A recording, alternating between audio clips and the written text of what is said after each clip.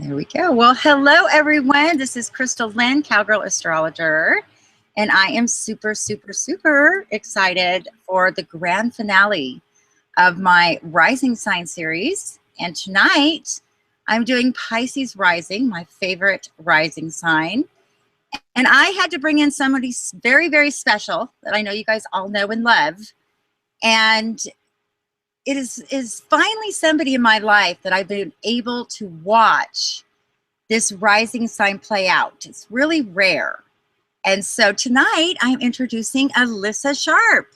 Hello, Alyssa. Hi guys, how are y'all doing today? I just want to, I don't know, I just said y'all, I never do that. You're getting the whole Texas thing going. Oh, I can get going. I should have been from Texas. Wait, what? I said I should have been from Texas. You know, no. Thing. You totally have a good Texas vibe. Could have fooled me with that California thing. Yeah, although I am an ocean girl, so I grew up near the beach, so I have to have that ocean. So that's my only default. Well, thank you so much for joining me tonight, and I was really excited to get to talk to you, like I said earlier, because I have actually learned a lot about myself from watching you and watching your videos, and the different things that you've shared has allowed me to have, to be able to reflect a lot of things that I didn't even realize, were from that Pisces rising energy, that whole vibe that we've got going. And it's been really, I don't know, it's taught me a lot to be able to watch you. So that's awesome. I mean, because obviously, the Sagittarius midheaven, that's something that is really wonderful to hear. I would love to, if I could teach you about yourself just through being me, that's really cool. So thank you for telling me that.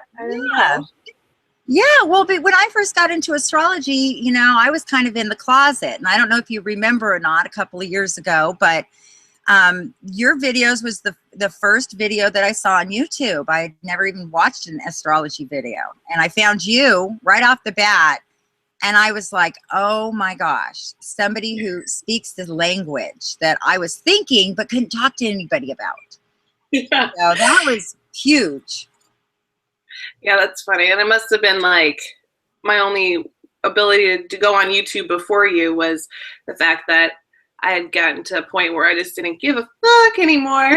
I was like I was like force feeding astrology and all my friends, and they're like, you need an outlet. So then it got you on, and that's cool. So now you can do what you want to do with it too, and that's awesome. Yeah, no, I think you've inspired a lot of people, and we see you getting out there, and and you've set the way. It's taught us a lot. So I know you have to go through a lot more things first, but we are learning from you for sure. I would say definitely. I enjoy going through things first, so it's cool. And I don't feel like I'm the very first, but I do feel like I went in pretty blinded. I really, like, if I had known how YouTube would have been, and especially like astrology and the astrological YouTube community, what that would have been like, I might not have done it. Because I don't think there was one. I mean, it was growing. We were all kind of growing with this crazy whole idea and these different ways of expressing it together. Like nobody knew what we were doing. We were all just watching each other. Like, what are you doing? Well, I don't know. What are you doing? Yeah, what do you think people watch? What will get people interested in astrology? And then you go into this like sun sign verse chart thing, and who's going to talk about sun signs and who's going to actually be like the person who really gets into astrology. Are people ready for that? Whatever. And then it just turns out you just got to do your thing, and people are ready, and they'll find it when they are. Well, and it's been really cool to watch you evolve, because you went from this whole, and you still, I mean, putting it all together, but your channel, you've grown so much over the years as an astrologer and as a person. We've got to watch you have children, now your second child. So I mean, it's I don't think you realize how much of a already a legacy you're leaving. So I know that sounds kind of like where you're going, but well, thank you, because I'm gonna be 30 soon, so I got to stop, but I got to have my legacy. Everyone's gonna have a legacy. So tonight we're going to talk about Pisces rising. I'm a Pisces rising and you are a Pisces rising. So, you know, in a nutshell, how would we even explain this energy? Like, I don't even know how to explain it to people. No, it's really hard to explain it to people. I remember when I did because the Rising series I did was the first series I actually did of anything in astrology that had to do with your chart. And I was so nervous because I never had to explain a Pisces ascendant to anybody ever. Because I don't know any except for my brother, and he couldn't give a crap about it. So and like I know my parents were Pisces, and I was like, well, what does that mean? And then I remember I just had that like this idea for a metaphor, and that's still what I use. It's just that you imagine there's like a fucking, I'm saying fuck right now a lot. I want to say it more. I'm stopping myself. That's why that came out like that. I don't know why I want to say it so much right now. I just do okay. It's okay. So like there's like something of glass in front of us, and you can kind of see us, but we can fill this with anything we want before, and you're gonna be helpless against it, basically. And at the same time, if there's enough sunlight going on, it doesn't even matter what we fill it with, people are gonna see their own reflection. Mm-hmm. That's a Pisces rising. You can't really ever dictate what someone's gonna see. You can guide them, and you don't have to even guide them in the right direction. But I mean, ultimately, they're gonna see what they want to see, and you're gonna have to be okay with that because they will. And tons of projection for a Pisces ascendant. And yeah. we have to grow up with our identity, learning about projection since we're born. Like, just what does projection mean for my life? And sometimes we have people who help us, and other times we don't. My mom, even though she's probably a lot of the reasons I have a Pisces ascendant because of her projection, because she's a Pisces, but she did help me a lot with telling me, like, she was a big psychologist, so she'd always be like, projection's a real thing, Alyssa. Don't listen to what that person has to say to you. That person is only talking about themselves, like over and over again. I think that really helped me actually not go insane, because I don't know else how I would have. Now, what was the light bulb for you when you got into astrology and you found out you were a Libra? I've kind of heard your story that somebody said, oh yeah, you're a Libra. But when you looked at your chart and first time you did that, put that time in there and you saw that you were Pisces rising, did you understand enough at that time? And how did that hit you? Did that make sense to you? Yeah, I think, well, trying to kind of remember the first time I ever saw my chart, I was drunk. And my friend was reading it to me because she had to get drunk in order to like share it with me, because she totally felt like felt dumb about it, I think. And she focused so much on my 7th house stellium. At the time I thought I was born at 5. I now know I'm born closer to 6. So I gave her the time of 5, and I had all these planets in the 7th house. Now I still do, but my Venus and Mars were also there. So which I think helped her limited knowledge at the time. And so she was like, holy crap, you're into relationships. Like, that's how she was able to tell me. And you have a Pisces ascendant. And I don't know if I knew my parents' signs, but I know that when it clicked that I was a Pisces ascendant, I was like, huh, I guess because my parents are. Like, that was something that hit me, maybe. Yeah. Maybe. Yeah. And then I didn't really ever focus on it for I think like a year. I was so busy with other things that the ascendant sign just seemed kind of stupid. Plus, a lot of Pisces is a lot like Libra in a lot of ways. And so it almost felt like it carried out my Libra more. And so it wasn't anything that I cared about. Like, I was so described by Libra and Taurus moon that Pisces ascendant was just something I pushed away. Anyway, yeah, really talking. Well, no, and that's a wonderful Pisces trait. The Pisces we love to explain the whole story and come around to the mouth. So I didn't look at me. I'm like, yeah, really? This is so interesting for us. Well, let's get into the houses, and I'm sure we'll have plenty of things to say about the characteristics. And now you and I share a very similar lineup, but typically the 2nd house for Pisces rising is in Aries, which, a lot of people talk about the Pisces the Pisces in general being non-materialistic, you know, not caring about money. But when we see Aries here in the second house, you know, kind of like a more competitive edge that you see underneath that. What would your thoughts be on that particular placement? Yeah, it's so weird because, like we were talking about before this, I have never met a Pisces ascendant without an interception. Mm-hmm. Which, you know, so I've never met a Pisces ascendant with Aries in the second house, only with Taurus. Though my sister is an Aquarius ascendant and she has a first house interception. So she has an Aries second house. And Aquarius is very different from Pisces, but I was so like, when I got into the houses, I just was so interested in her second house because I thought it was so silly. And it's not really silly, but I would just like make fun of her for it because she could not admit to needing things like materialistic things, which I think kind of goes on to that Pisces ascendant. You'd be like, well, you need this to survive. She's like, no, I could live in my car. I don't care. I could do that. And I'm like, okay. And then I started realizing that it really was kind of a devil's advocate. She possibly could live in her car, possibly. Like a lot of Pisces ascendants, I think, do. You know, there's like that homeless thing that I think, you know, gets involved with the Pisces ascendant. Yep. But I also think that if it happened, it's almost like it's to prove a point. Like, oh, you guys think you need all this materialism. I can live without it. Whatever. And if you came from a different life, if you came from nothing, how all of a sudden that Aries in the second house would force you to be competitive in a different direction and say, well, I can have whatever I want. I'm going to start from the bottom and I'm going to move up.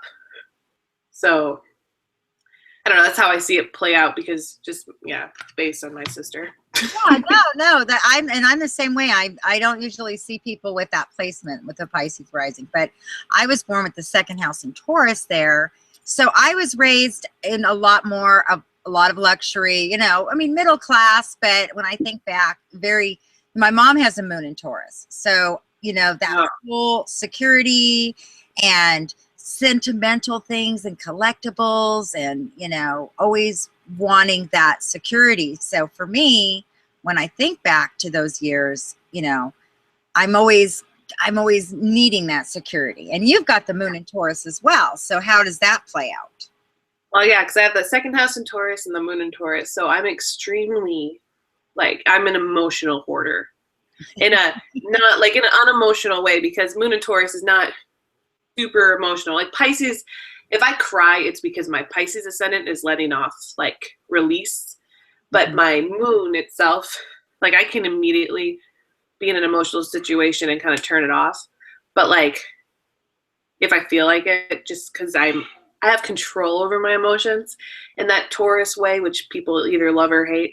But because it's in my second house and Taurus rules the second house, if you like take something of mine and it's like a magazine that I wanted to read in 20 years and throw it away, I find out, I will like be so sad.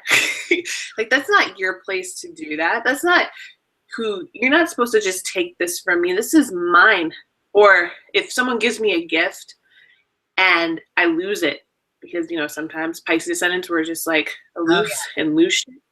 I am devastated and I don't know how to tell. Like I've felt so bad having to come to my mom and be like, remember that thing you gave me 6 years ago? I don't know where it is. And she's like, it's okay. She's like, do you even like that thing anymore? You're 16 now. I know I gave it to you when you were 8.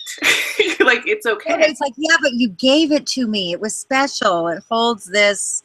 Yeah, I definitely have that. In fact, my son, he will, you know, he's into drawing. And so I've got stacks and stacks of paper of every little thing he draws. And my daughter's like, Mom, you got to throw this away. I'm like, can't we just put it in a box? Can't we just hold it? I might look at it later. I just feel like I can't throw those kind of things away. So now when we get into the third house, and for us, we both have the third house in Gemini. Most Pisces risings or the typical lineup would have Taurus there. Yes. Again, that can give them a strong speech. That can give, you know, a lot of people talk about the Pisces rising being very quiet. And I think, you know, like you were talking about that energy and, you know, with Taurus can really be more reserved with their emotions, hold it back. Do you feel like, have you seen that in any scenarios? Well, yeah, and actually, if we go back to my sister, because she's my go-to right now in this cover. I'm sure I know other people with Taurus in the third, but she's so close. The she can definitely, she can sit in a place and never feel inclined to speak, and just kind of observe and say exactly what she needs to say at a certain moment. And yeah, so I would imagine that's another reason why most Pisces risings are considered shyer. They don't talk. No one these days ever thinks I'm shy, but because I talk way too much to, like, I fill up dead silence with nothing, you know, just like words. And Taurus is also beautiful, you know, it's like a lover of beauty. And I imagine these Pisces risings with the ability to speak in beautiful ways, to be very creative. Probably a lot more musicians than we think have Pisces ascendants, because of their need to spend that time creating beautiful works of art over, like, as their form of communication. And look at my sister, Aquarius rising, but she sings and plays the guitar, and when she was shooting videos on YouTube, she would spend so much time like making sure the lighting was perfect and stuff. I was like, oh, by the way. What? Yeah, I said I loved her music, by the way. Oh, thank you. I loved it too. I mean, I still do. She's doing her own thing. I don't know what she's doing anymore, but she hasn't made a video in like forever. So yeah, well, maybe she'll come back to that. She did that. Yeah. But yeah, well, and like I was saying earlier, when we were talking, Michael Jackson and Whitney Houston, Pisces Rising, they had that lineup where there's the third house in Taurus. So there's the musical voice, which I don't get. I have Gemini in the third house, and you know, I was raised in a family of a lot of Virgos, a lot of talking, a lot of Mercury, you know, just talking over each other, and a lot of activity, a lot of gossiping. It was just totally different. Yeah, gossiping's a big thing. I can see a lot of people with Taurus in the third you don't have a need. I keep like saying a lot of people with this, I can see this, but I think that's a Pisces rising trait too. I can see this. A lot of people have this, and I always talk like that. And sometimes I'm just kind of coming out with nothing, but it's making sense to me in my head. The idea that a Taurus in the third house would not need to not need that to gossip, not need to find out what's going on in other people's lives. I'm so nosy. The Pisces rising, it's like really weird to be so nosy. Well, that's it. It's like, you know, I mean, all my life I was raised, you know, with all of that going on around me. So it's, when I talk to my sisters or I talk to my mother, it's almost like we have our own language. And I don't know if it's just that whole Gemini thing, but it's like, you know, we just have this language. And sometimes I'm going, you know, this is just not healthy. This is just not healthy. But it's what, you know, that energy. It was a very busy life. And I think you said it in one of your videos about being a child and having an inner world with Gemini in the third house. And I experienced that too. I could play for hours by myself in my own mind when I was a kid. Yeah, I definitely do that on a regular basis. I feel like in a way, the Taurus in the third would have more of a need to be entertained and to entertain. And so even in their creation, they need an outlet to show people. And until they do, they'd want someone to entertain them. And I see that as my little sister, and having me and my brother with the Gemini in the third house, her with the Taurus in the third house, and entertaining her on a regular basis, to the point where she almost felt like she couldn't do the things she wanted to do because we were so entertaining. And then when she hit her stride, then she was way more creative than we were. And so maybe that's a Pisces rising normal trait with a normal non-intercepted chart of being the shy, quiet kid who was entertained by their older siblings or through, you know, whatever media. I mean, Michael Jackson, you know, he had all of his siblings were older and entertaining, and he just soaked it all in. And then he came out and was like, blew them all away. Oh yeah. Oh yeah. No, it's amazing. Well, and then we move into the 4th house where we've got Gemini, where Gemini should be, and we both have Gemini there. Mm-hmm. So, you know, the 4th house represents that mother, that family, that home life. What would you like to add about the 4th house? What other things could we add to that? Because there's so many, you know. Put you on the spot. I don't know. Just that area that most people like to keep quiet in their life, where you got to fill with noise, just like a tick. Well, let me ask you this question. Do you admit to talking to yourself? Do you admit yeah. I didn't know I was such a talker to myself until I was in 5th grade, and I was walking down the hallway and I was talking to myself with my hands, because I, as a Pisces ascendant, have a deep inner world. I think just that's like my whole identity was, and I didn't go to school until I was in 3rd grade. And so, and I was pretty cool in 3rd grade. I skipped 4th grade, and then I went into 5th grade. And so for most of my life, I'd been at home with my mom and my siblings. And so I just thought it was normal that people talk to themselves. And I'm walking down the hallway and I'm like, and I don't know. I was like, really, like, and I just remember, because this person, this guy who must have been like 3 years older than me, goes, having fun talking to yourself? And just like kind of like pushed me, like not in like a bullyish way. It was totally, but you know, at the same time, I didn't feel bullied. I felt dumb. Like just kind of like something snapped me out of it and was like, this is my inner world, and I'm faced with the outer world. And you're not supposed to talk to yourself. And then I struggled with it, because I remember like just a lot of time in school always being like, was my mouth moving? Like trying to like get these things not to move my mouth because they wanted to, even if it was quiet. I would always talk to myself. Anyway. Well, and you know what? You know what's interesting, because I think the Pisces rising, you know, a lot of people don't realize that, you know, and I have a moon in Pisces, so I really got this whole influence going on. But if I'm talking to someone, like I'm sitting here watching you, and I just like, I can go into every emotion you're saying. And then a lot of times if I'm interviewing someone next to me, my mouth will move at the same time. They're like, I'm mimicking even them talking. Like I've caught myself doing that. So now when I interview, I have to like hold myself like over my mouth, because I will sit and my teacher one time, 4th grade, I got in so much trouble because she's up at the front of the line, and I guess she was talking and my mouth was doing the same. I was like mimicking her, and I didn't know I was doing it. And she's like, stop doing that. Go to the back of the line. And I'm like, what am I doing? But I'll just like become that person. Like, it's really weird. Yeah, it makes sense. My mom always told me that I was a great mimic. And before I would sing out loud, I would lip sync, and I'd put on lip sync shows for them. Like when I was, I don't know, 7, I had like a Celine Dion CD, and I would just lip sync and like belt the whole thing out, because I would listen to it and just sing it out loud while I was listening to it. So I'm actually like a super good lip syncer. Like, you know, you think that that's not something that you should be proud of, or that's hard. Not as many people can do it as good as I can. I can lip sync the shit out of anything because you just have so much practice picking up everybody. Yeah.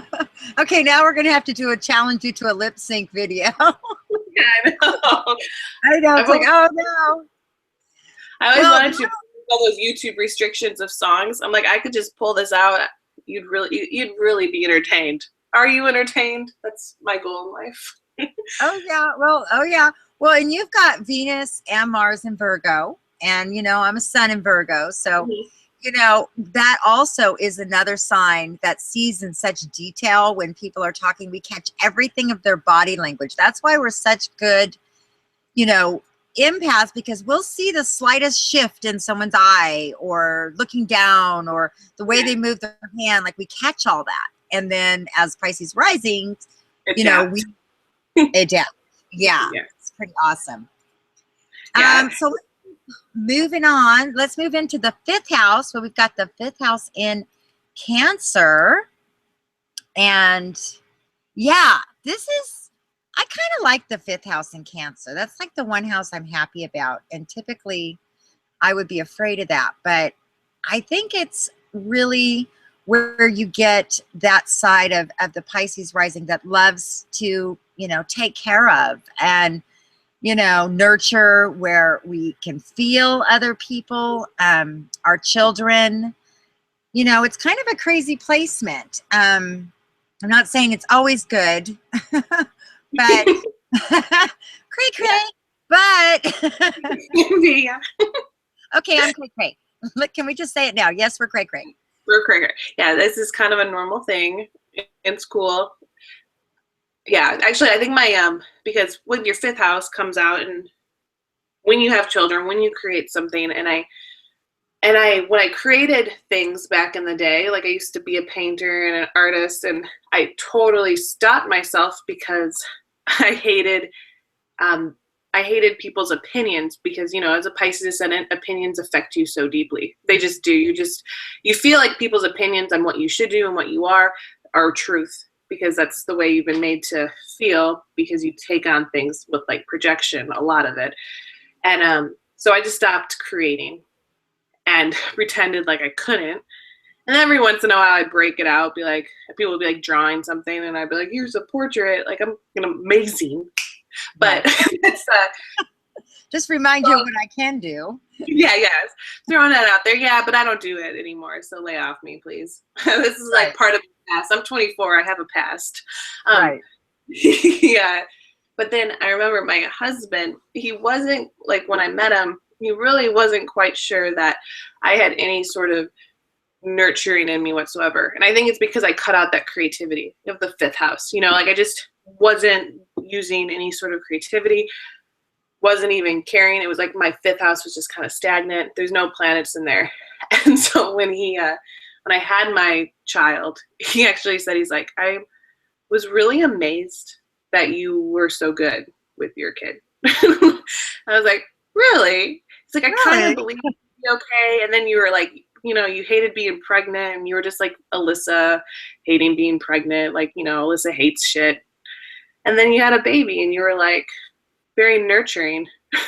Like, yeah, I guess never really thought about that before, because you wouldn't have had any reason to see that, because that's where my Cancer is. Like, Yeah. it's the only place. And it seems like it can be, you know, kind of underestimating, but really when I look at my life, and I'm a few years older, I think, what are we, like 14 years? I'm willing to admit I'm 1968, not a problem. But I just bring it out there. So, so you're not quite that old, much older than me. Yeah. Wait, right. I'm a few steps ahead, but I've done, you know, for as far as my career and as far as my creative side, yeah.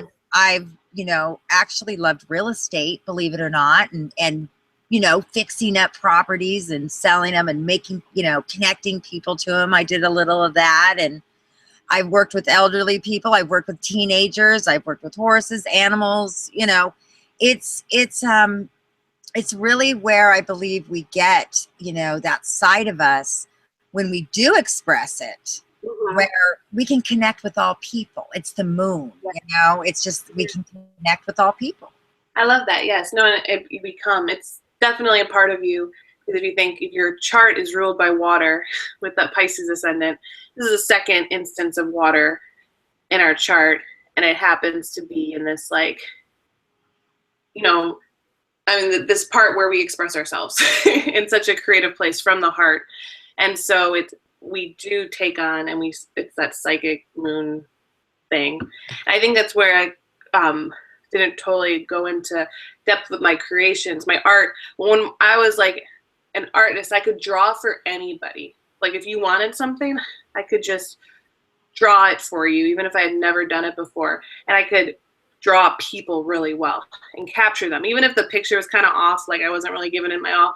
The eyes always looked like them, and it was something that I knew I was good at. And it was the only thing I knew I was good at, and because it fell there, and I really cared, and I just knew.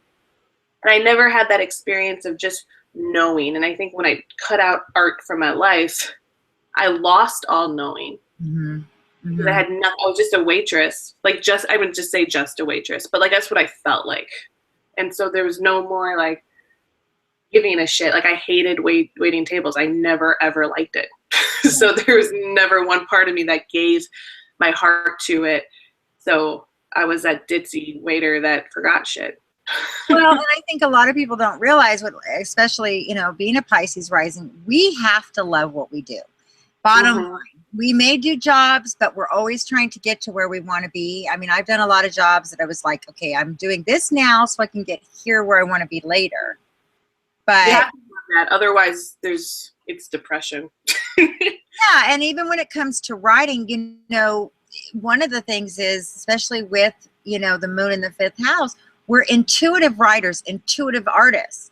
That's why when someone comes up and asks you for something, you immediately get that inspiration and can do it. But if you're sitting at home with no reason, no inspiration, no motivation, yeah, you can do it. But we work off of that inspiration, of that intuition. And if we have a reason, I mean, we can do anything. But if there's no reason, that's where it gets easy to really fall, at least for me, fall back and just go, you know, it's not enough for me to do it for myself. Yeah. Like, yeah. I think it even becomes like chart reading. I do video readings and I can only do a couple every once in a while when they're on the video because the person's not there. I can't see them and all I want to do is see them. I'm like, just if I can get and so actually if someone has an email and their picture's there, I can do their chart reading so much better. Like I feel like I should start asking for pictures of people, and I think I'm going to because and that's a great idea because I think that, you know, it is, you know, all of the water signs have a strong, obviously, psychic ability, but the Pisces, we have to see through their eyes. We have to connect with them physically. I mean, you know, just it's through touch or through seeing them physically, seeing what they look like. We feel that energy. Now that makes sense. Yeah, really. Otherwise it becomes very depressing, and not depressing, but it just takes so much out of you because you're trying to grasp at something that you have very little of, which is that idea that you can just psychically know without anything, which there is something there, but it's not, this isn't what we're made of. So you're reaching into this really far chasm and trying to get it out, and that just is exhausting. Yes, I agree. So let's move on to our 6th house in Leo. This is my favorite house. Go ahead, Alyssa. Well, the 6th house, you know, being your daily activity in so many words and your routine and your health and everything. It's just like, for some reason, I've always felt like I own that shit. There's like nothing about, you know, the 6th house. And even when people talk about the 6th house being boring, and I do all the time, it's like so boring. At the same time, I'm like, I make it not boring. Everything that I do in my day-to-day life is not boring. It's really interesting and highly dramatic, actually. And yeah, and my like people, I hate it when people will tell me because I'm pregnant, oh, don't worry, honey, you'll lose the weight. Because immediately my pride is like, what? I know I'll lose the weight because I'm Alyssa, bitch. Like I just, my health is a non-issue. I'm going to be healthy again. I mean, I'm healthy now with my pregnancy. I'm gaining the weight that I should gain because I'm a god, and I will lose it in due time. There's like no part of me that's ever just felt weird about that. So anyway, that's how I feel about the 6th house. I love everything in my 6th house. Well, and it's funny because can you still hear me? Let's see if I lost. Okay, good. Well, and it's funny because I notice, like, you know, like whatever I do, I have to, like, if I'm just going to do the laundry, I'll be like, I'm going to wash the clothes today. You know, I have to be like, I'm going to clean the house today. Like, I thought, you know, why can't I just be like one of those people that just do the chores, right? Or do the housework. It'll be like, all right, I'm going to work now. Like, I want like this recognition that I'm going to my daily routines all day. So you just feel like you're like, I'm the perfect candidate for reality TV. You don't even know. Like, what? You want a camera to follow? You don't want a camera following you around on a regular basis? That seems weird to you? Why? Because it seems like my life on a day-to-day basis anyway. Some of my funniest things I come up with, I'm by myself and I'm folding clothes. So Exactly. But yeah, no. Yes. Well, and that's probably why we do so well alone, because we entertain ourselves all day. Because I've always been that way with the music playing, and I'm pretending I'm the singer, whatever, all day long, doing dishes, doing this. I have a whole world that I can sustain in. It's like when people come into my space, I'm like, all right, everybody back up. You're in my energy zone, because I'm so used to being alone, and and have no problem being alone. So when people come into it, I'm like, hold on. So this is also the place of hidden enemies. And so, I have Mars and Leo here. So this has been a challenge for you Pisces risings out there. And again, this is where I think that, we care about what we care about. And if we don't care about it, we want everyone else to be great. We love to inspire. But when we are passionate about something, something that we believe in that way that we work and in our routine and in how we give our life, we're going to be the lion. We are going to fight for our passions. And that's been something that no matter what's happened, at the end of the day, I'm like, I'm not going down. I'm not going down. Nice try. Tell me I can't do it. Just tell me I can't do it. That's true. It's a definite pride in your everything. I'm like, I just don't give a shit until I do. And then my Libra plays into that. And I also have Mars in the 6th. It's in Virgo, but still just having that, like, I do not like it when I decide on something and being that Libra and not deciding. So I'm really self-righteous in this way, but just Leo and the 6 adds to that. But just do not fuck with the stuff that I decided to really be passionate about. You cannot, if you're coming at me and you're trying to screw up my daily life, which people do, I will not rest until that is destroyed. And I will go about it in a very Pisces rising way. But the feelings inside of me are super Leo. Like, you can't get these down.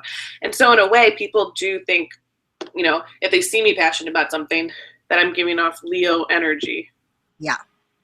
And because, you are. But I definitely try to keep it under wraps, like more so than a Leo. Like an actual Leo sun sign will not keep that shit under wraps. But we do, as a Pisces ascendant. You kind of wait for that right moment. But you're like, it's there. It will be there until it's no longer there. Yeah. Well, and I think that's what surprises people, because it's really, the lion doesn't really want to waste the energy attacking unless he's hungry. But if he's satisfied, he's doing his thing.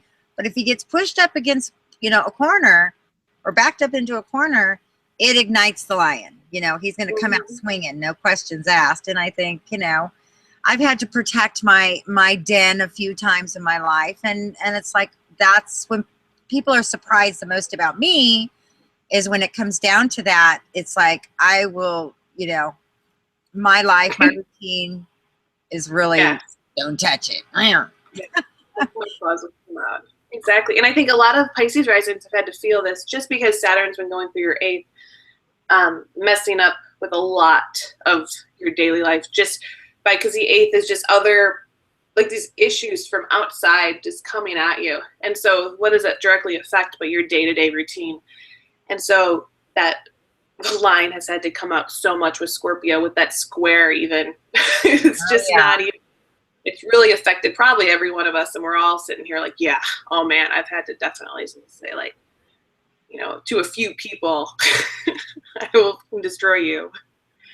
Yeah. I mean, it's hard because like we said, we're not, we're passionate about what we're passionate about. So when that gets ignited, there you go. Now the 7th house, we move into Virgo. And it's weird for me because I've got the opposition with the sun in Virgo and this Pisces rising. So, my mind thinks like a Virgo, and I have that perfect picture like a Virgo, but I can never quite attain it because I go in these, Pisces, I call them Pisces Rising circles. Yeah. And it's like, I know what I need to do. Not only do I know what I need to do, I know how to do it, and I know I can do it. But it depends on the moon that day. It depends on the emotions. It depends on what I get caught up in. It's a really hard conflict. Do you struggle with that? Like, I have in my sun in the 7th house because of the interception with like the Libra. I definitely do. Libra, I want things to be really nice, and you'd be surprised at how much Pisces doesn't care about anything, really. And so that's the thing with Pisces. Pisces doesn't care, and it's very like, whatever. But if you have other things going on that care, like Virgo, for instance, who cares a lot, you're really just like, you can't, like, how do you even deal with that? You're like, are you kidding me? Like, here's my personality just being like, I don't care. And every ounce of me is like truly trying to care about this. Yeah. It makes you, because you're like a procrastinator, but then you don't like that feeling whatsoever. It doesn't make you feel good, yet you can't stop procrastinating. It sucks. Well, and I've been having this thought about it lately, and you can tell me what you think about it, because, procrastination, I've got Mercury and Venus in Libra as well, so I understand that whole side. And all my life is like weighing it out. It doesn't feel right yet, but should I really just go by feelings? So it's like this constant contemplation. And then all of a sudden, it's like I'll get released. I'll get this energy to do it, and a lot of times it is last minute. It's under a little bit of adrenaline. But that's when I do my best work, like at these timings that happen. But when I try to control that, I can't make it work. Do you go through that too? Yeah, no, exactly. And actually, I think astrology's helped me out a little bit, even just knowing when the moon is void of course, to know, because there's nothing that can be done in certain times of your life. Doesn't matter how hard you try to plan it. That's actually been going through a lot this month. Every time, I have a lot of things to do before my baby arrives. And I've been pretty good about it over the last year, just getting out of my Saturn return. Having Saturn in Sagittarius has kind of been like, okay, I see all my lessons. I feel like I learned them. And a lot of them was not controlling these things and just going with the flow, allowing myself to really be the best version of who I am, which is someone who is able to feel things and go with the flow. And then all of a sudden Mercury went retrograde. That really screwed it up. And then I was like, I had this deadline of I have a deadline. It's my due date. And I'm like, I can't do anything. And so it just seemed like everything was going wrong. And then I was able to still working on it, but today, able to breathe a little bit and looking and saying, it's because I'm trying to control all this stuff and it's just making it worse. If I just allow these things to happen and I work on the time that I will, everything will be completed because it always is. Mm-hmm. Exactly. And that's a concept to get. Yeah. No, it's true. It is. They don't like, what? No. It's the opposite of even how the United States runs. Oh yeah. I hope I'm not going to get. So how about 7th house? 7th house in. Am I feeding back too much? No, you're not feeding back at all, but you're bouncing in and out. Okay. Let's move into the 7th house. We'll talk about that. You have the sun. Right in the 7th house. Sorry, I'm getting. No, it's all right. So are you getting my feedback? I'm getting my feedback. I can hear myself talking back to you. Okay, maybe try it. Can you hear it now? I can hear you good. Yeah. There we go. Can you hear yourself good? Yeah. Let me move this a little bit and see if that's. I think that was my fault. I think you were turned up too loud probably, and it started catching up with it. Okay. I can hear you now. Let's go. Here you go. 7th house. Okay. So the 7th house in Virgo. What? We're getting in lead. This is the perfect Pisces. This is the perfect example of the Pisces rising. Get going, and then we get off in another land. Yeah, I know. And you're like, what? Oh, okay. What are we talking about? I'm totally done talking about astrology now. I don't want it anymore. So, the 7th house in Libra, or having Libra come into your 7th house, or like the. Yeah, I mean, typically the Pisces rising, or I'm sorry, has the 8th house in Libra. Yeah, 8th house. Oh, you're going into the 8th house now. I'm going to the 8th house, and I was talking about the 7th. Okay, cool. 7th house in Libra. Yeah, that's a fun place. Well, one, the 8th house is routinely where people's attraction to you lies. So people with their 7th house in Libra have a lot of Libras attracted to them. So a Pisces ascendant would normally have this Libra, this quality about them that Libras love. Because there's just a lot of power in the 8th house, and it draws a lot of that sign to it. And also all the issues that the 8th house has, it takes those Libra issues and it kind of explodes them. Having Libra there, which is all about indecision and weighing things out. I've seen a lot of people with their Libra in the 8th, which this is so funny because I know more about Libra in the 8th with people because I've seen so much of it, and not Aries in the 2nd, even though it's the exact same thing. But I think people come with their 8th house problems more than their 2nd house problems. So that just really enjoy being controlled by love. And no one wants to admit that. And it becomes something that I think is a hard thing because they're like, looking back on my past relationships, I was always controlled and I never want to do it again. And immediately 2 seconds later, they're in another relationship being controlled again. And it's something I think with having the Scorpio in the 8th house that we get kind of really upset with control. Don't really like anyone trying to control our stuff.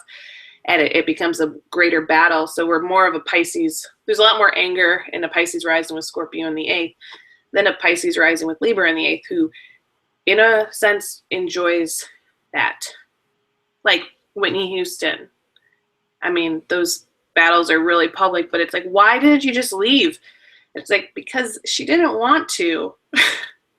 Yeah. And I'm not saying that all these Pisces risings are dumb. It's not about that. There's a part of your life that just kind of needs that love. In that relationship, in that controlling, powerful way. Yeah, absolutely. Absolutely. I mean, I know I have Scorpio in the 8th house as well, but I think there is a side of us. It's like the constant love story. Mm-hmm. Like everything I do, even if it's my relationships, my friendship, everything has to be this huge, and maybe there's the 6th house dramatic story. And even when I look back, like sometimes I'll change the story or I'll recreate the story. And every once in a while, just to get really honest and go, no, this is really what the story was, But I always want to create it into this movie scene, or this book, or it's got to be more than what it is. And I think that's sometimes what's hard, for us in love is the mundane, just every day waking up. It's like, there's always in my mind this movie, this story picture. And I have to balance that out. And having Virgo in the 7th being, it's like basically a guarantee that your life is Virgo-y, that your relational life is not going to be this romance. That's not what's in your 7th house. You've been given a very, very routine maintenance relationship. Oh, exactly. And I always have to make it more dramatic than it is. But I'm like, you're going to pay that bill today? Yep. Okay. You're going to get those clothes washed? Yep. It's like, and then everybody leaves. I'm like, huh? You look so sexy when you pay bills. That's what I tell my husband. Wow, you just paid all those bills today. That just really gets me going. You mean, I don't know, you just kind of make stuff up. I made my husband pretend when we were first dating, we went on this really cute date. I said, let's pretend like this is the first time we met because this is a way better story. And he's like, why? And just hold my hand. And he's like, no. And I'm like, come on, you're not even playing with me. So we sat in silence and I pretended in my head that this was our first date because our first date was not romantic. No, neither was the first probably 3 months of us dating. None of that was romantic at all or whirlwind, but I wanted it to be. I felt like it should be. Yeah. Yeah. Well, and that's it. I think, I definitely think that's it. It's always kind of creating this whole storyline. And I think we're devastated to some degree when, our ideal or our rose-colored glasses, when we deal with reality. I know that's, it's always like, oh, and we know it, but somehow we're going to paint the picture different and it's going to go that way. And then. Yeah. And that's why then I think that Libra in the 8th house plays out a lot of, you're supposed to have Virgo in the 7th. That's where you're supposed to find your grounding. That's where you're supposed to find that analytical side of you that gets things done. And you're going to get that taken with a partner. That partner will complete you and will give you that relationship. When you have Libra in the 8th, that adds to, that's why I think it takes Pisces rising a longer time to find the person they're supposed to be with, because their romance is this in this controlling way. And they're like, that's romantic.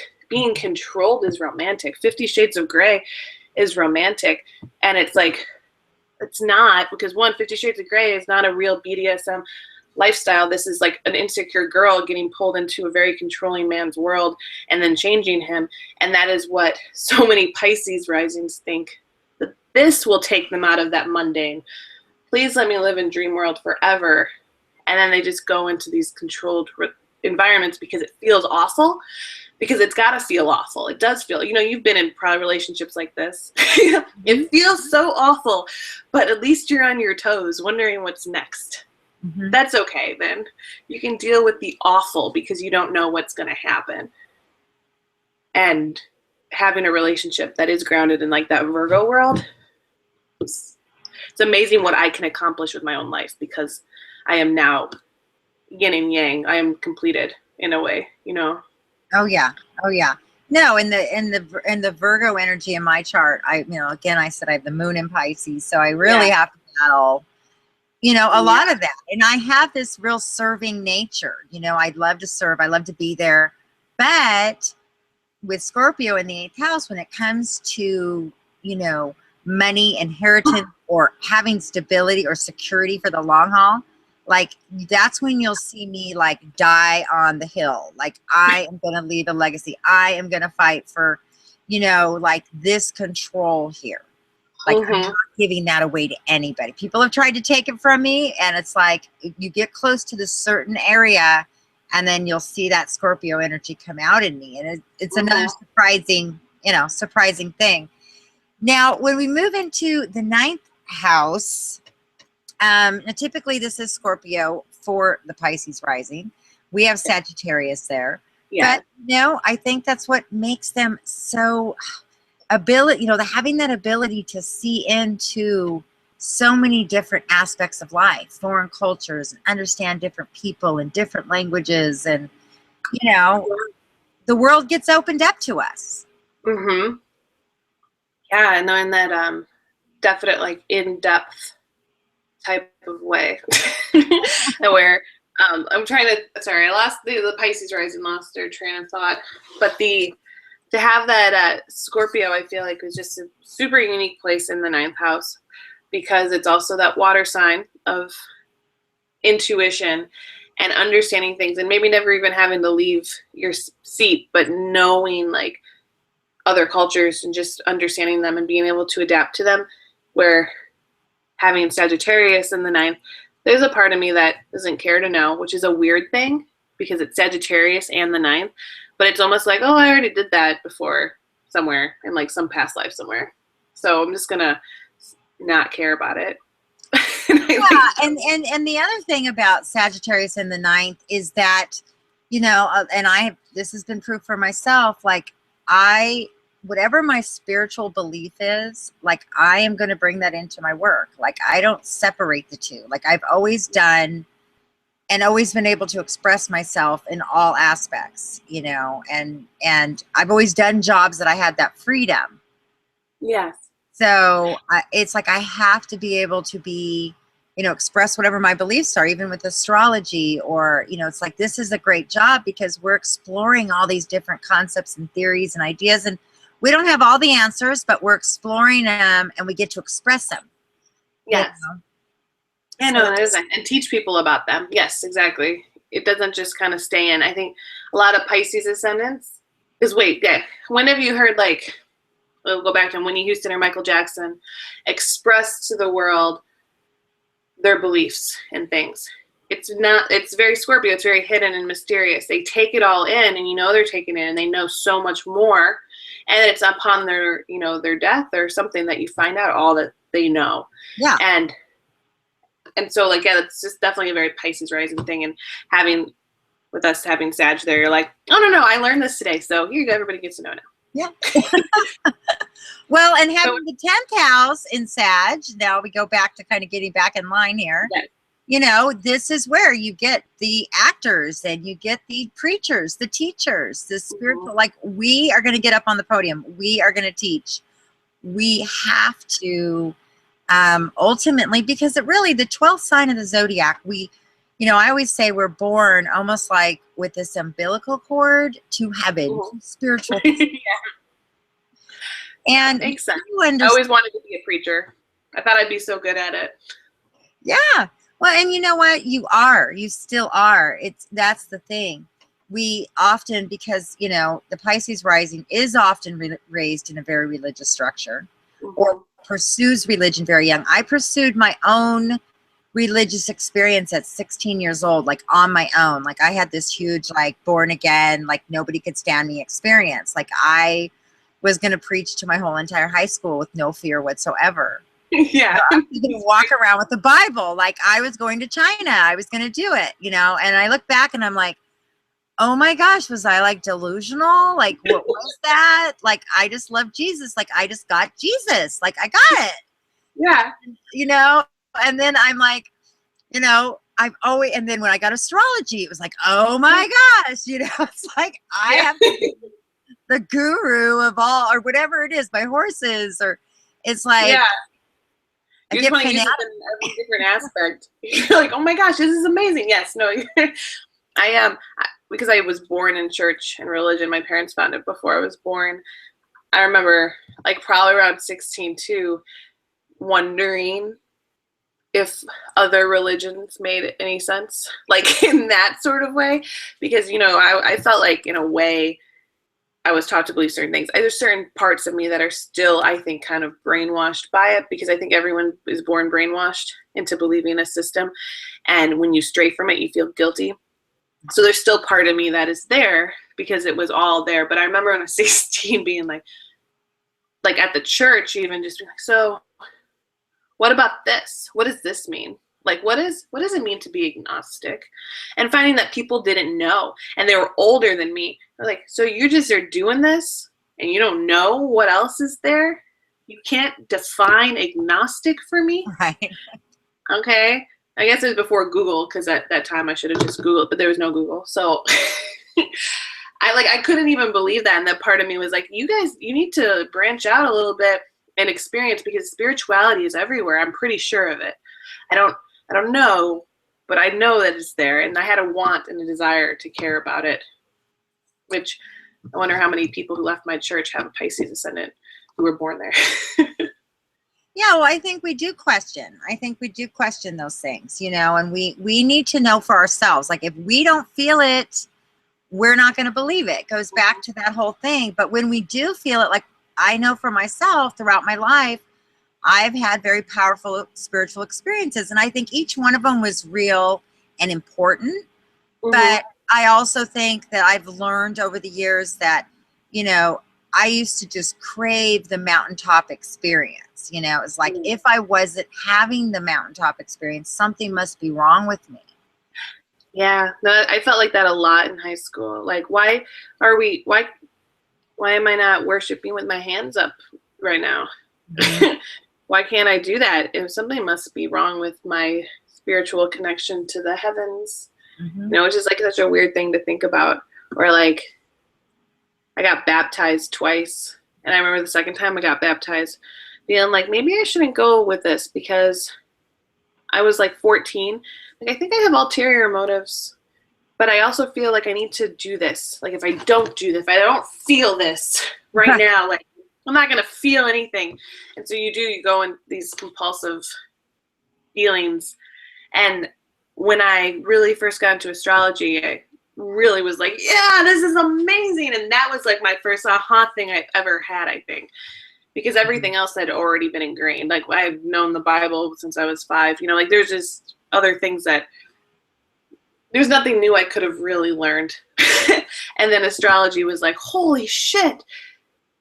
And it's been a weird thing taking it this far with my brain as it is now, not having those mountaintop experiences with astrology and still being okay with it, because you just have to be, because life's not all about those crazy experiences. It's a weird thing getting over that. Yeah, and I think, you know, one thing is that, and I'll just say this from my just a few more years at this, but there's something about the rhythm of the Pisces rising's life, and there's a rhythm, and you'll notice it that it's a rhythm of kind of like a 7-year period where you're growing, you're building, everything's incredible, and this I know happens for a lot of people based on Saturn's, but it's like there's such a spiritual element to it that we get pushed to the edge. We have to literally jump off the cliff. Like how many times are you be in a situation that you have to jump off a cliff, like live by faith that most people don't have to live by? Yeah, like all the time. No matter how much you try to control it, yeah, it's like the universe switches things up, and it's in those moments that you're like literally jumping off the cliff and going, all right, you know, if there's a God or what, like someone's got to catch me here, because, and I've had so many times I've been at that moment, no way out, all right, jump. And that's when I've seen miracles that I can explain, and they only happened after I jumped. yeah. And you get those mountaintop experiences, but you don't have to live on them. You begin to go, all right, they're coming, I'll still get a few. And that's what would ignite me to the next you know, vision. So I think it's a life. I read somewhere somebody talking about me online, because I'm like way too interested in, you know, gossipy Gemini in the 3rd house or whatever, too interested in what people have to say about me online. It's a bad place to get yourself into. But someone was saying that I was like destined to make it on YouTube at the cost of real friendships or something like that. And I was like, okay, whatever, because I've lost absolutely no friends over YouTube, because all the friends that I've had are real.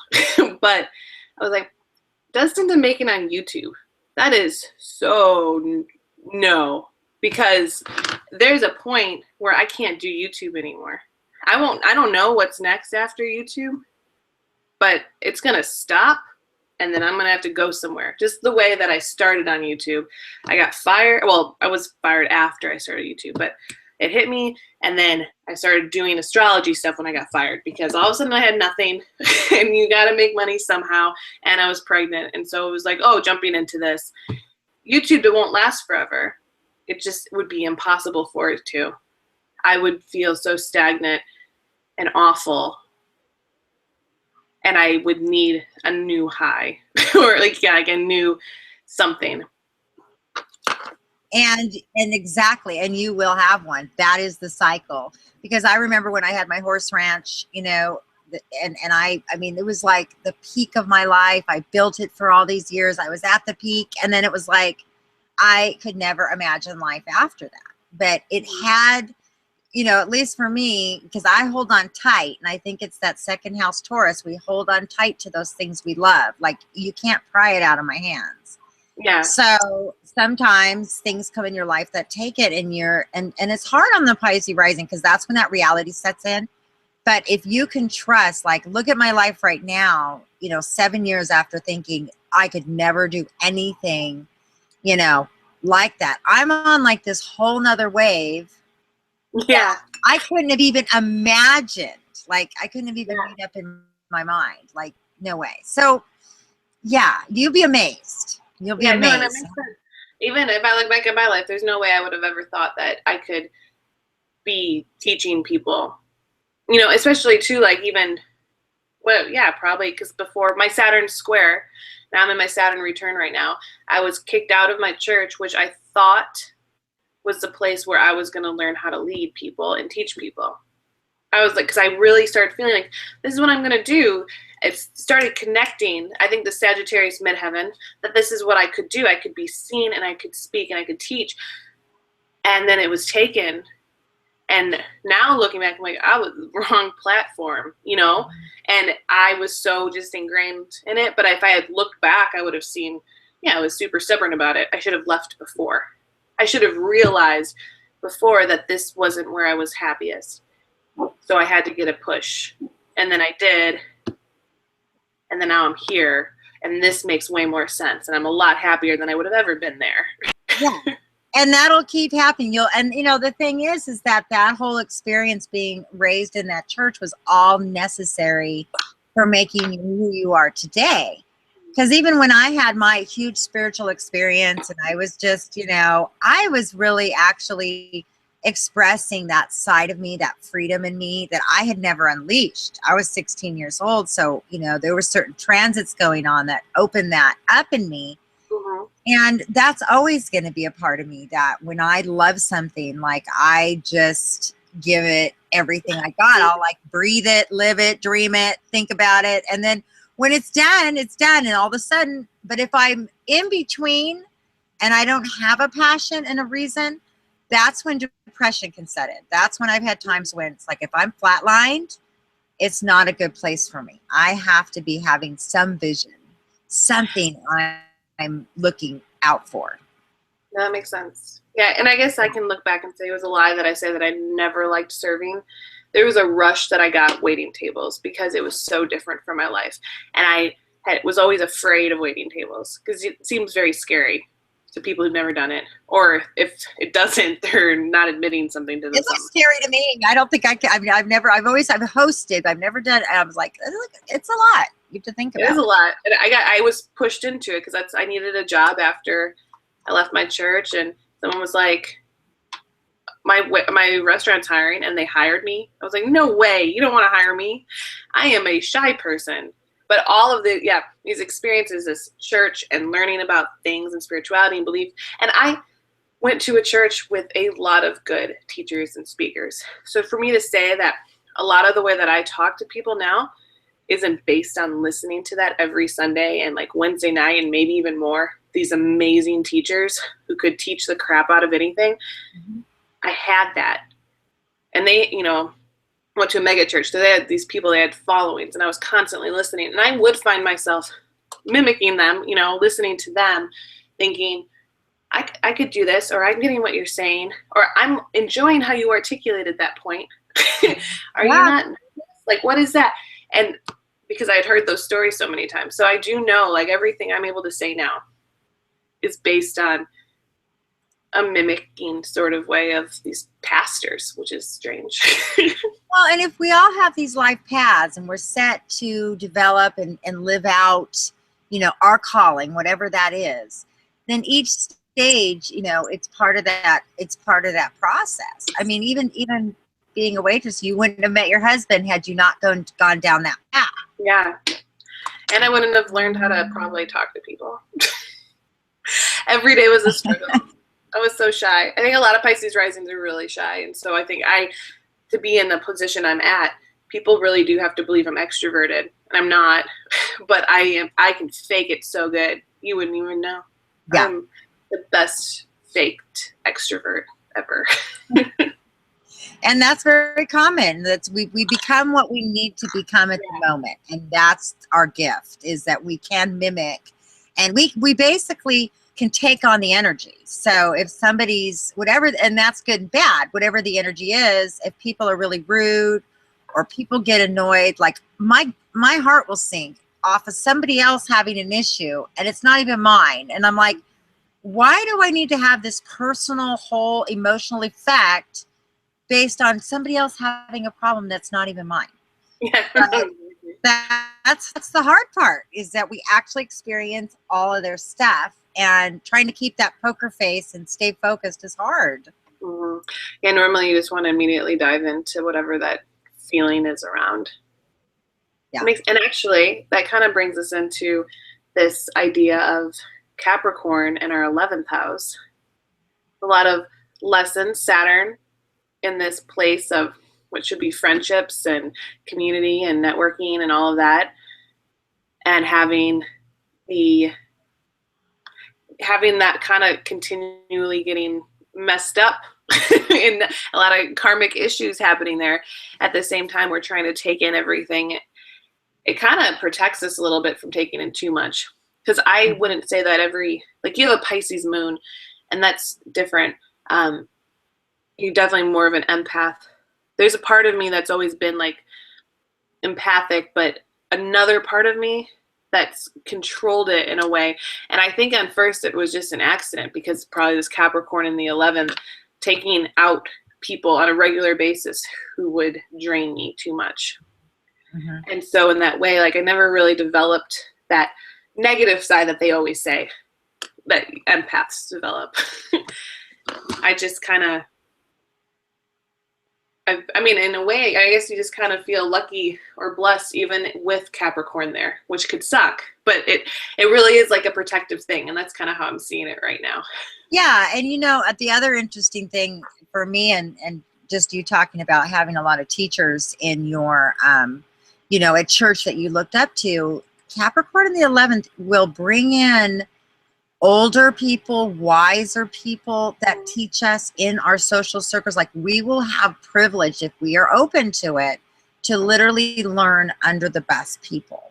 Like we will find ourselves when we're getting ready to move up to a next position, like people coming in that are very stable, that teach us. And it's like they give you, their lessons. Like you learn those lessons much quicker if you're open. But I've always had like amazing teachers come in and out of my life, and they're always older and wise. Like, and I would just, want to just learn from them. So you can learn that skill quicker when you're open to those kind of teachers. So yeah, I like that. Yeah. I never heard that about Capricorn on the 11th, and that makes me really happy. I enjoy that. And I've heard it's one of the #1 money placements because that's your dreams and wishes. It's just the Pisces rising takes a long time to get it together. But Capricorn takes a long time to build up anything in general. So that makes sense. So I've heard it was one of the #1 money placements. So I'm still waiting. I'll let you know how that works out. Yeah, right.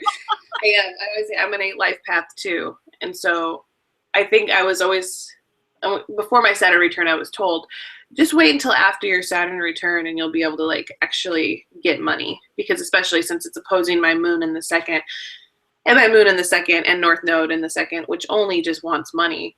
Yeah. Like, what do you want to be when you grow up, Alyssa? Money? I mean, have money? I mean, how do you get money? Famous people get money. I'll be famous. Because those are the things that would go in my head.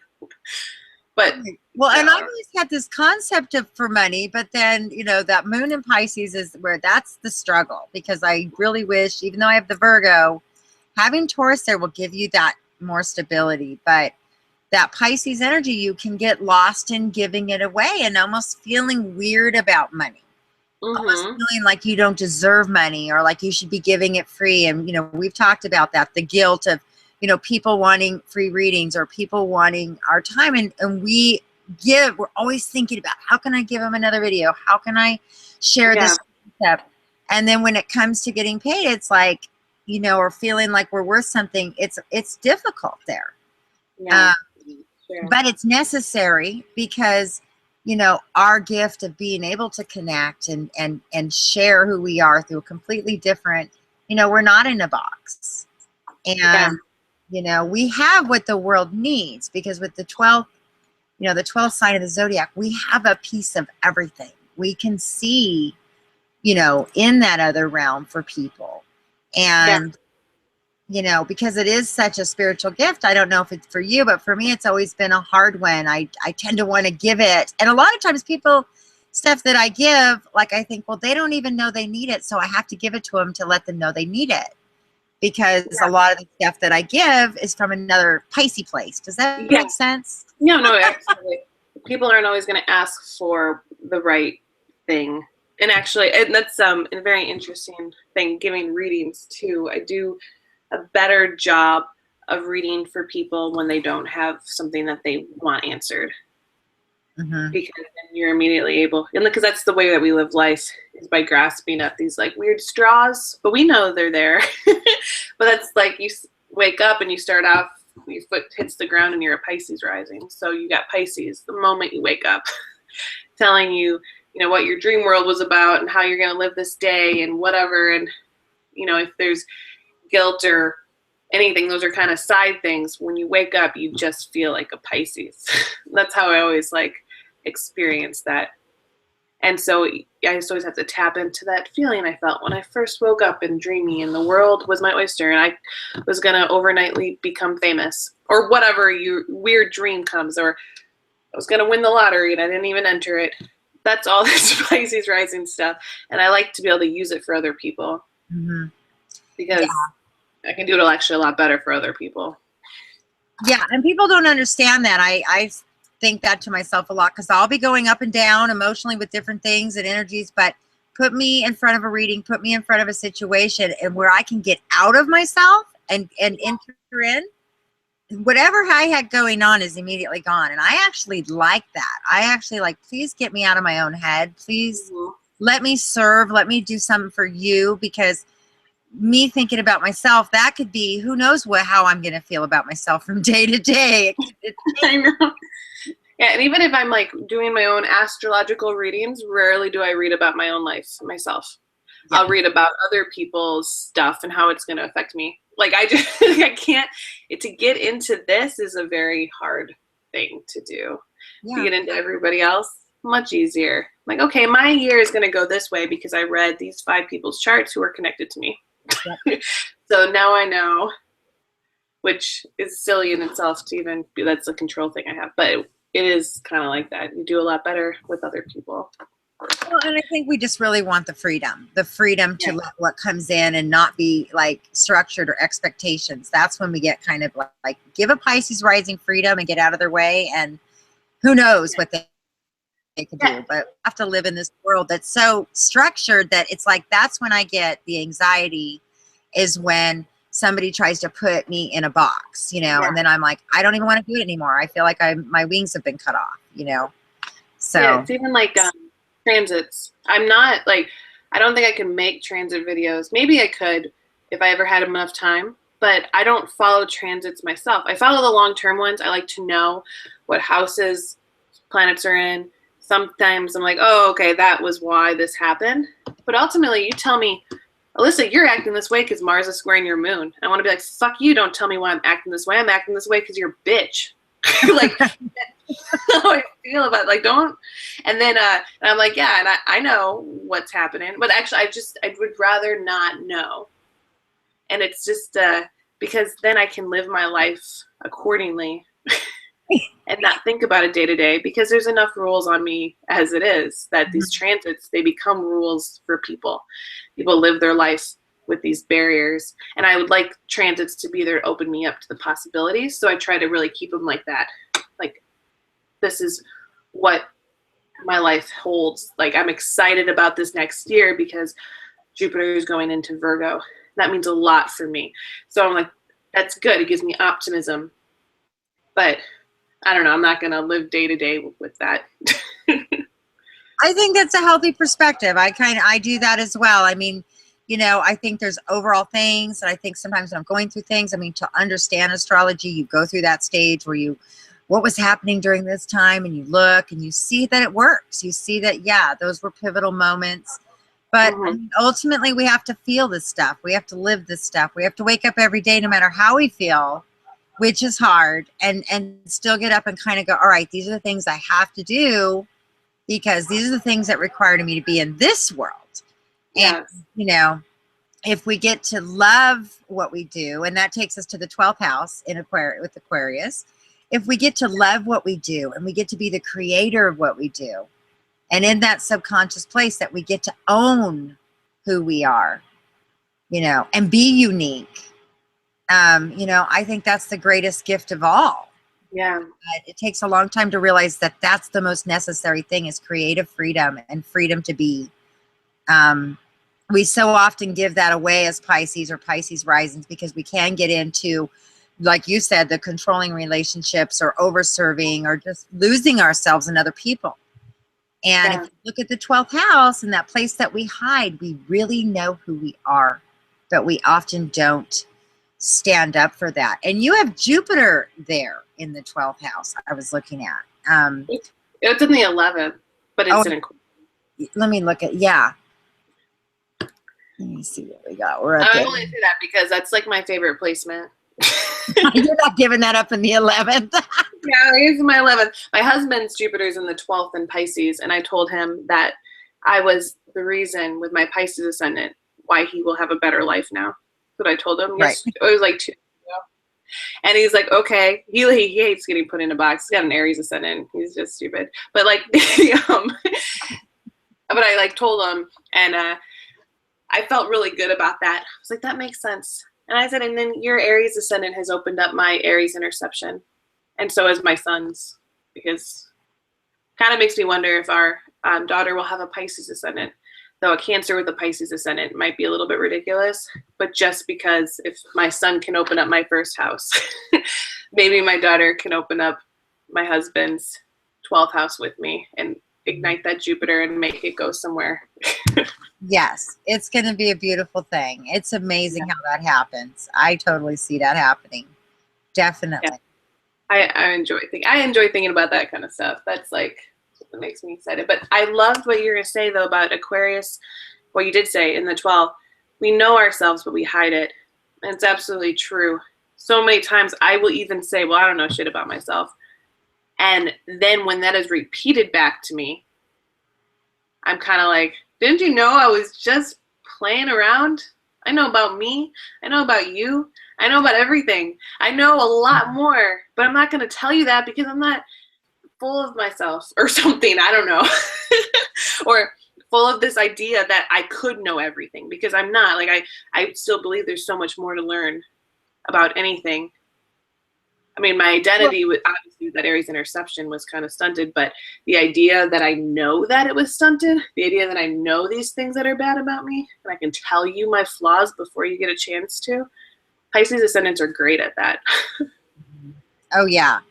Because we already know usually with whatever decision we make, good or bad, we get that awareness. And that's the hardest part is, we kind of operate again on this knowledge that we don't even know we have. I mean, all my life, even as a little girl, and you've probably gotten this too, where it's like, how did you know that? How do you have that insight? It's like, I don't know. Doesn't everybody know that? But as I've developed, I realized, I really do see things on a whole nother level. Mm-hmm. And I've struggled with it, but a lot of times I've had to like dumb myself down. And I know you've talked about doing that in school, like to be accepted, we can't be so over the top because it doesn't give other people, it's like we have to always hide that confidence that, yeah, we saw that coming, or yeah, I could have told you that. Yeah. Yeah, but it's like, but I'll let you, and I think there's a part too that we allow ourselves to step back and we don't save everybody. And I think that's key because a Pisces ascendant in general, you want to help and you want to save. But having Aquarius in the 12th, which I would imagine then if a Pisces ascendant had an interception in the 12th, it'd be harder for them. They might be super savior, because I think Aquarius in the 12th, you deny that savior a lot. That if we say, no, you're gonna have to fall on your ass. I'm gonna let this happen. And I don't want to, but I know that if I don't, nothing's gonna happen for you. And that's not the life that I want for you. And it's like, and in that way, that sounds like I'm being highly egotistical because to someone else, that's what it seems like. And so that's why it will never, feel weird even articulating it now, but it is like, I can see this. I just can. I don't know why. I don't know where. It's not me. This isn't me that can see this. This is given to me. Mm-hmm. And I see it as a gift. And I can't just protect you. And I wonder how that will play out with my kids too. And I do, like, I can see it already a little bit. My husband's very protective. And I'm just not. Like, not as much. I hold his hand to go across the street. But I'm going to let him fall if he decides to, not use me to help him up the slide or whatever. He's got to do that, because if he doesn't, what is his life going to be? He's going to be waiting for me. Yeah. And those are all, and that's, those are all things that are really important. And it's, I've got 3 all from different, generations. All my kids are like 7 to 10 years apart. Like I was, you know, it's like one was enough at a time, you know. Yeah. You had to be in that certain place of life, you know, when you're either on the peak or coming off the peak. Exactly. Well, I always had it that's what I was saying, that I, you know, at the end of these 7 years, then I'd go through I have no, you know, nothing to live for. And then I'd suddenly desire to have another child. And then would begin the new cycle. So I think I had a Remy when I felt like I had a little bit nothing to live for. Of course, I had already started YouTube, but it wasn't like, oh, I was working at YouTube and at a restaurant thinking I should have my child now, whatever. And then all of a sudden I have all this other stuff going on and I'm like, but I need to have another kid. I just need to. And there was no question in my mind that if I don't have another kid, I'll never have one, or it'll be 10 years later. Mm-hmm. And I really looked at Remy and was like, he's a Leo. He can't be an only child. Like, you just can't do that. And I see that now playing out. Like, he's so connected to me. Something has to disconnect him from me, because this poor guy, this poor Leo that's so connected to his mom, it will only get worse. We will have a very dysfunctional relationship if I don't allow him to, like, I don't push him out. And I don't want to push him out at all. I just want him to stay with me forever. But he's like, he's got to be a boy and go somewhere. Yeah, those are all the definite cycles. And I think that's that 5th house Cancer that kind of does want to protect and nurture and loves that being a mother and being in that place. But, you know, you'll see the cycles will happen, and a lot of them happen naturally, you know. And I think this is, you know, divine timing in your life. I think, you know, to come to a close, because, you know, you can see we can talk Pisces risings, which is awesome. I'm so excited to get to talk to another Pisces rising. It's like, I know, me too. I'm like, my husband's gonna be so mad. I know. I'm sorry, guys. I don't even know what time this is, but, you know, it's important. It's important for, I think, people to see and to understand.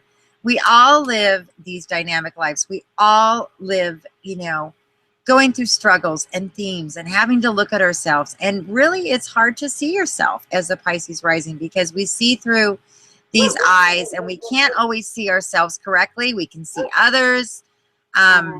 It takes a lot to really be able to look at the reality of things. And it's just a process for everybody, no matter what sign you are. Yeah. But yeah, it's an interesting life. At one time, like at one side, we are so full of ourselves. The other side, we're just these weak, insecure little nothings. And we're learning how to balance it out.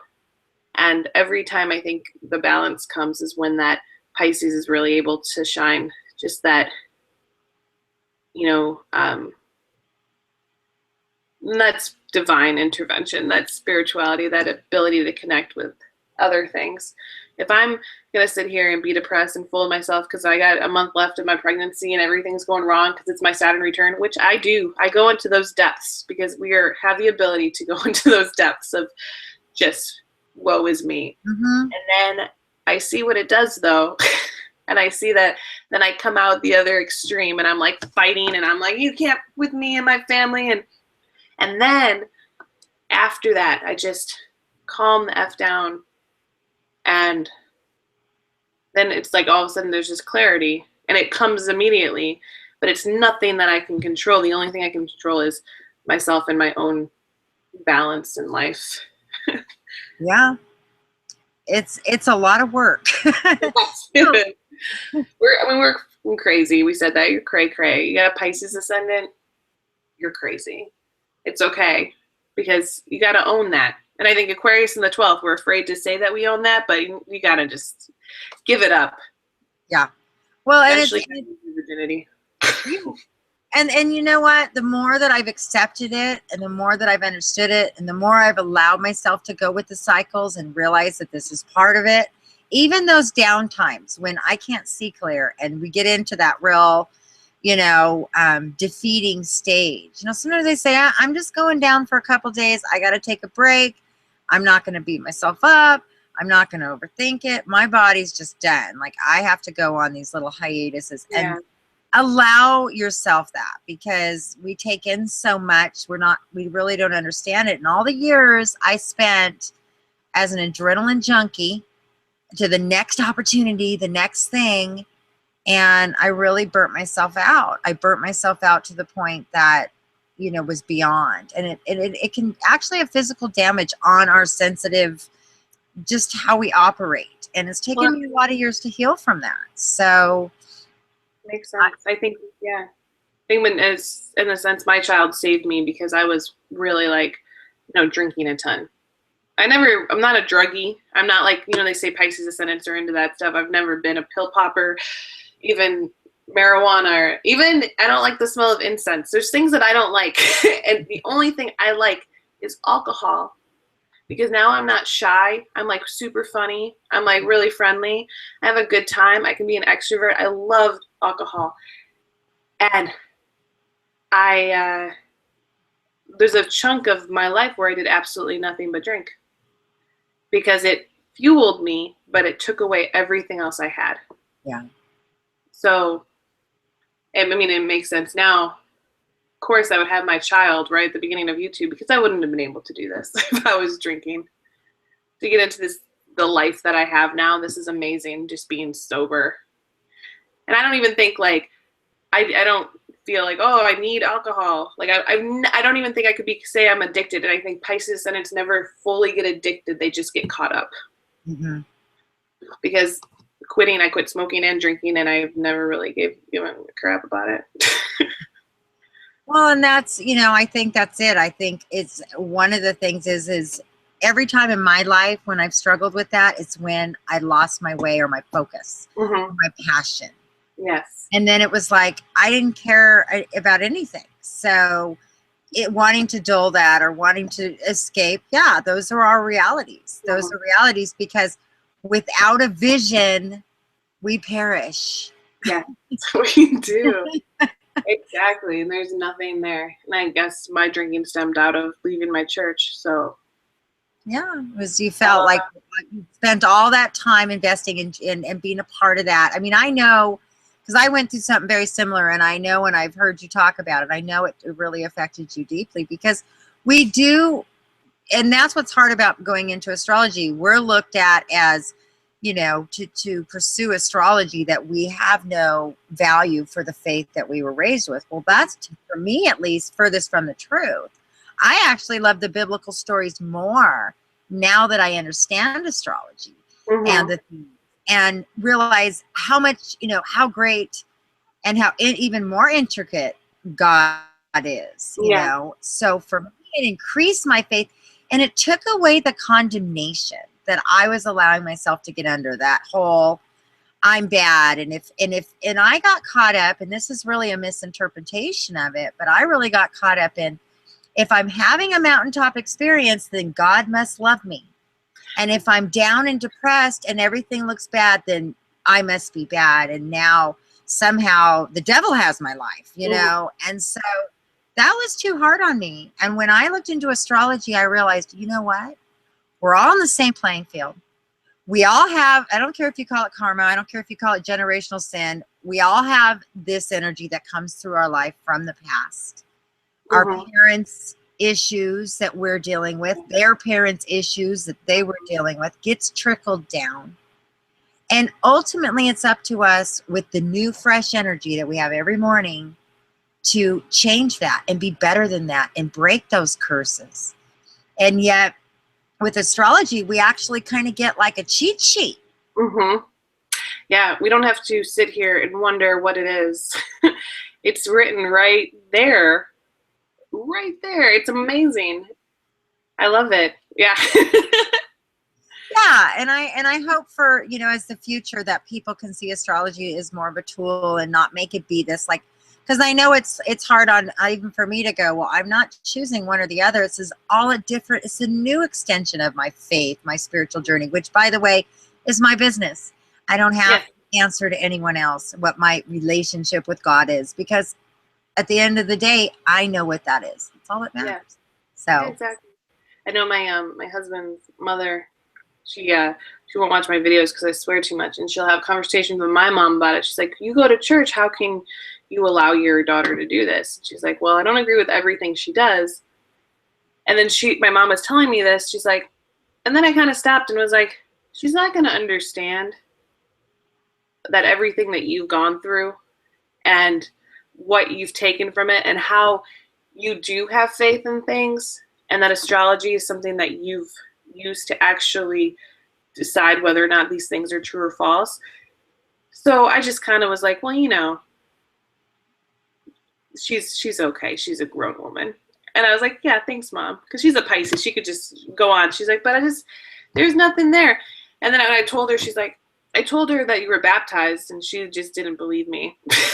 And I was like, you know, sometimes kids, we grow up and we change. Doesn't mean like anything. It's just so funny. This is the way that people will look and like their view from outside. And I know my mother-in-law, she loves me, but she also has such an issue with her son marrying this heathen, and I think it's hilarious in a weird way, because if anything, I have way more faith than her son does. I've taken so much more than this Aries rising has. Yeah, that's hard, because we do get judged the most about that, because we, you know, but we're able to see into so many different things. And I think it's just that, the old structures are changing. We're paving the way. You're paving the way. So you've paved the way for a lot of us. You paved the way for me to be able to express myself, and to know that there's somebody that's gone through the similar themes gives me comfort. It actually does, because it's like, wow, you know, and I look at your life at a little bit younger, but I can see certain cycles that I was playing out. So it helps me.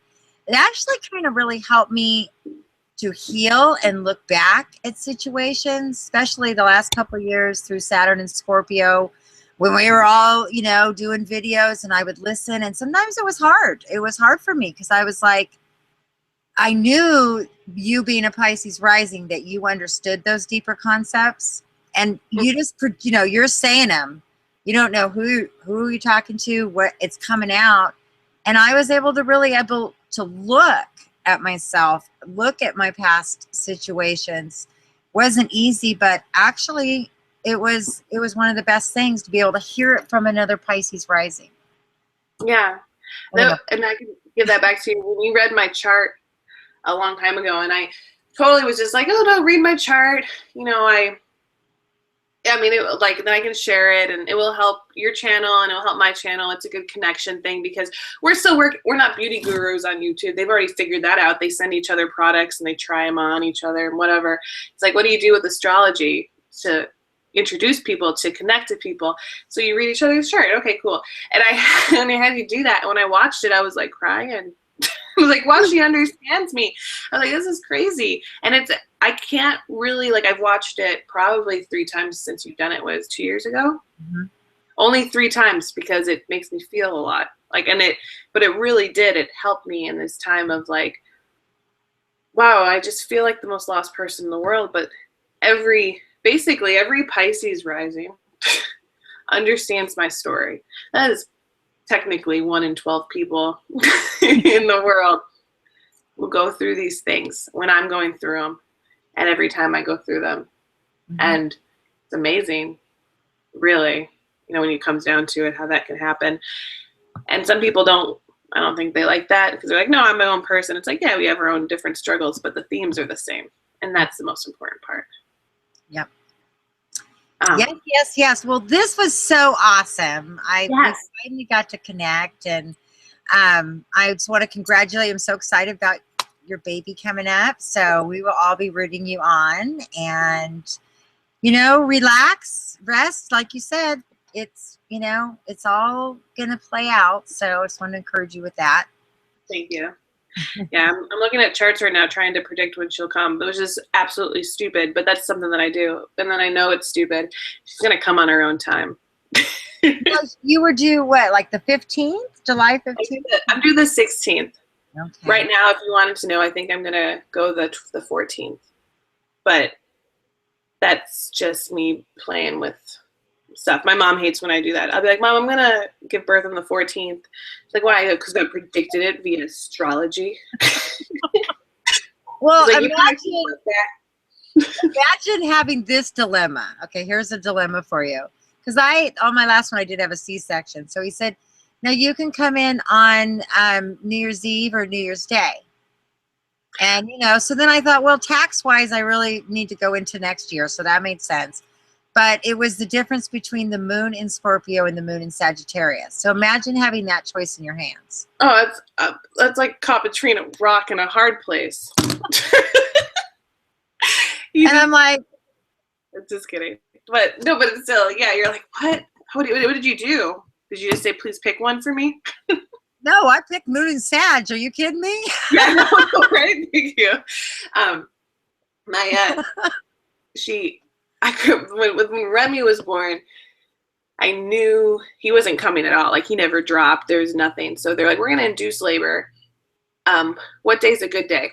I go, I don't know. I said, what days are you available? She's like, well, I'm only available this week. I go, okay. The 7th. Like, I was just trying to throw. I looked at the calendar. I saw 7 and I picked it out. I was like, okay, that's good. Then let's do the 7th. Because like, I couldn't allow myself to even think. And then afterwards, I didn't even look at a chart. I had no idea. It was when I was being induced for a really long time and I ended up having to do a C-section that I asked for my phone and I had these really puffy fingers and I was like looking through and the C-section kind of was going to happen soon. And I was talking to the girl, my nurse, about astrology and she goes, so when do you want your baby born then? Today or tomorrow? Because it was like approaching tomorrow. I was like, and I looked at the chart. I was like, oh. And it wasn't even the chart that hit me. It was the number. I go, I want him to be born a 3 and not a 4. So she's like, what does that mean? I said, be born today. Or, yeah. Okay. So she got it at 10:50.